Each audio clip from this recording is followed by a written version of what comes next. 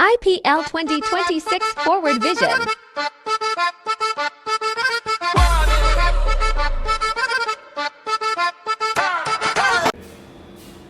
നമസ്കാരം. ഇന്നത്തെ മെയിനായിട്ട് പറയുന്നത് IPL ഇനി അങ്ങോട്ടുള്ള ചാൻസിനെ പറ്റിയിട്ടാണ്. അതായത് 6 മത്സരങ്ങൾ എല്ലാ ടീമും പൂർത്തിയാക്കി. ഇന്നത്തെ മത്സരം കൂടി കഴിഞ്ഞ് കഴിഞ്ഞാൽ 6 മത്സരങ്ങൾ എല്ലാവരും പൂർത്തിയാക്കി. അതിൽ അജയ്യരായി മുന്നിൽ തന്നെയുള്ളത് പഞ്ചാബ് കിങ്സാണ്. 6 മത്സരത്തിൽ നിന്ന് 11 പോയിൻ്റായിട്ട് അവർ 1-ാം സ്ഥാനത്തുണ്ട്. 2-ാം സ്ഥാനത്ത് RCB ഉണ്ട്. 3-ാം സ്ഥാനത്ത് രാജസ്ഥാൻ റോയൽസ് ഉണ്ട്. രാജസ്ഥാൻ റോയൽസിനെ പറ്റി പറയുകയാണെന്നുണ്ടെങ്കിൽ ഫസ്റ്റ് 4 മത്സരം വളരെ ഗംഭീരമായിട്ട് അടിച്ച് കയറി നമുക്ക് സഞ്ജു സാംസൺ ഉണ്ടാകുന്ന സമയത്ത് രാജസ്ഥാനെ സപ്പോർട്ട് ചെയ്യണം. അപ്പോൾ സഞ്ജു അവിടെ നിന്ന് മാറിയപ്പോൾ നമ്മൾ എന്ത് ചെയ്തു, നമ്മൾ ഒരുപാട് ആൾക്കാർ ചെന്നൈയിലേക്ക് കൂടുകയാണ്. അപ്പോൾ നമുക്ക് അതിന് ശേഷം രാജസ്ഥാനെ കത്തിക്കറിയോ സഞ്ജു ഇല്ലാത്തതുകൊണ്ട് അങ്ങനെ ഇങ്ങനെ സംഭവിച്ചിട്ട് വളരെ ദുഃഖത്തിലായിട്ട് ഇപ്പോൾ ഇത് 2 മത്സരങ്ങൾ അടുപ്പിച്ച് തോറ്റു വളരെ ദയനീയമായിട്ട്.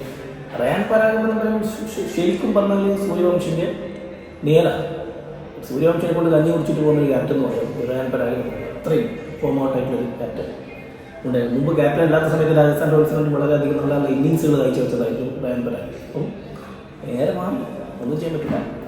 പിന്നെ ഇവിടെ മെയിനായിട്ട് പറയുന്നത് ഈ 6 മത്സരങ്ങൾ പൂർത്തിയാക്കുമ്പോൾ ഇതിൻ്റെ അകത്ത് കയറി വരാൻ പറ്റുന്ന ടീം നമ്മൾ ആരെയും പ്രവചിക്കാൻ പറ്റും ഒരിക്കലും.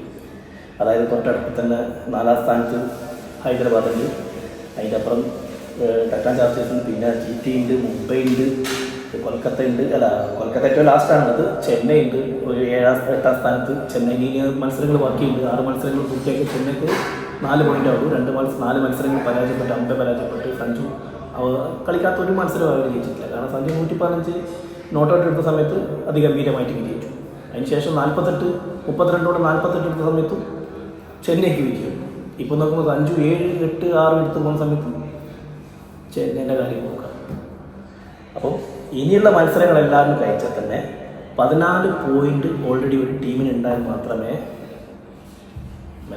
റൗണ്ട് കയറാൻ പറ്റുള്ളൂ. ആ റൗണ്ട് കയറിക്കഴിഞ്ഞാൽ മാത്രമേ, റൗണ്ടിലേക്ക് മാറണമെങ്കിൽ മാത്രമേ എല്ലാ ടീമിനും നല്ല ഭയങ്കര കോമ്പറ്റീഷൻ മത്സരം നടക്കണം.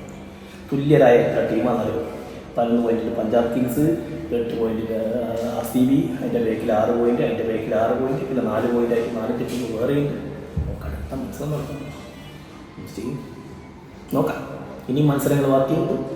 നമുക്ക് ആരൊക്കെ ടീം തിരിച്ചു വരും, ഏതൊക്കെ ടീം മുന്നോട്ട് പോകും, മുന്നോട്ടുള്ള ടീം എങ്ങനെ പിന്നോട്ട് പോകും എന്നൊക്കെ നോക്കാം. ക്രിക്കറ്റ് 2020 250 ഇപ്പോൾ ഒരു പുഷ്പം പോലെ പണ്ടത്തെ സ്കോറായിപ്പോൾ 2020 അടിച്ച് മാറി കളിക്കണം. നോക്കാം ഇനി അടുത്ത ടീം ആരൊക്കെ വരുമെന്ന്. ഇതേ റിവ്യൂ, ഇതിൻ്റെ പോയിന്റ് ടേബിളുമായി അടുത്ത ആഴ്ച ഇതേ പ്രാവശ്യം ഇതേ സമയം.